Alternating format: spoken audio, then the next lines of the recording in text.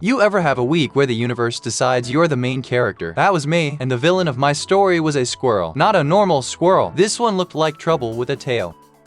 It started in a very normal way. My wife bought a fancy bird feeder that said squirrel-proof on the box. The words squirrel-proof should have been my first warning. We filled it with good sunflower seeds. I hung it in the backyard and felt like a responsible dad feeding the bird community. Well, birds came. Life was calm. I was proud. Then he arrived. The squirrel, small body, big attitude, climbed the pole. He jumped off the roof like a tangy action hero. He landed on the feeder, grabbed it, and started eating like it belonged to him. I ran outside in slippers and yelled, "Hey!" He just stared at me and kept chewing. That was how the war started. The next morning, I covered the pole in smooth pipe and cooking oil. Now the pole looked like a metal slide from a cartoon. No way, I thought. No squirrel could climb that. I waited in the kitchen with my coffee like a commander watching the battlefield. The squirrel showed up. He looked at the pole. He looked at the feeder. Then he made his move.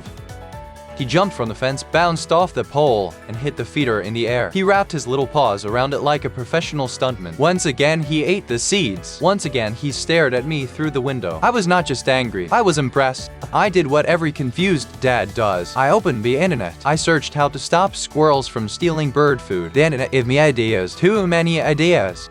One person said to use pepper. Another person said to use an electric fence. Someone else mentioned motion sprinklers. So of course I did not choose one. I tried all of them.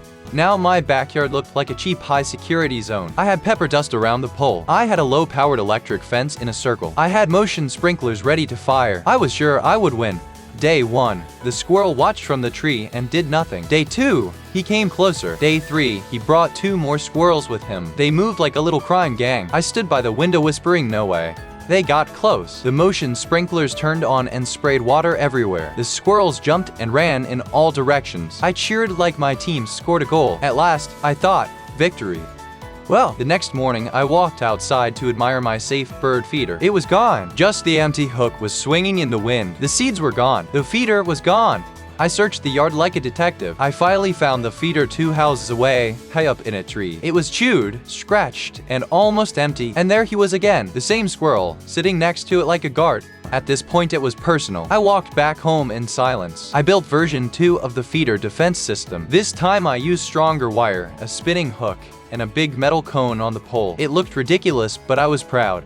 My neighbor Greg looked over the fence and asked, "Are you building a satellite dish?" I said, "No, Greg, this is national security." He nodded like he understood. Every dad knows that feeling. Sometimes you must defend your lawn. The squirrel returned. He paced back and forth under the feeder. He studied the cone. He studied the wire. Then he climbed the tree behind it. He went higher than the feeder. He walked out onto a thin branch. The branch bent under his weight. He bounced once, twice, then launched himself sideways. He flew through the air and landed perfectly on top of the feeder.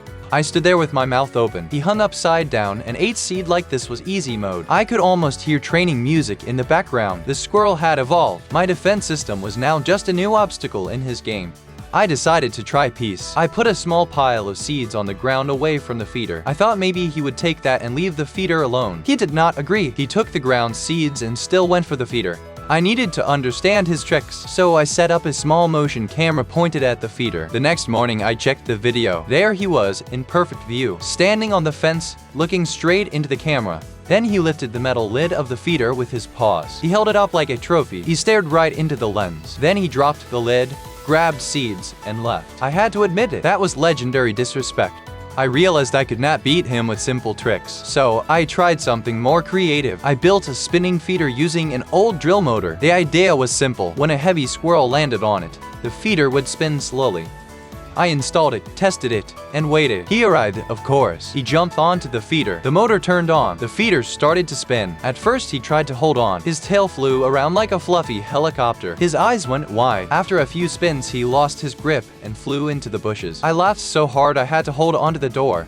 For one moment, I felt like I had finally won. The birds came back again. The backyard was peaceful. I even gave the feeder a serious nod like it was a soldier returning from war. Then night came. I heard a noise outside and looked through the window. The squirrel was back. This time, he sat on a fence wearing half of a cracked acorn on his head like a tiny helmet. He stared at the spinning feeder. He was planning something. Right then, I understood something strange. I did not really want to beat him anymore. I respected him. He was small, stubborn, and unstoppable, just like a dad on a Sunday project.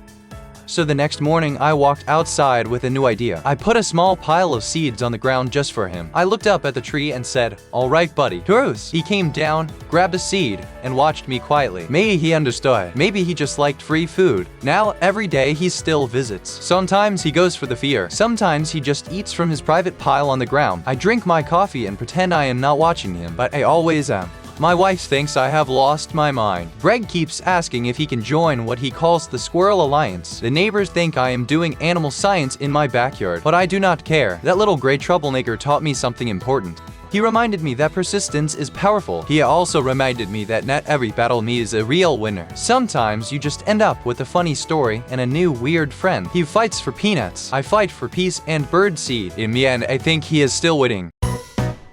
Chuckled that.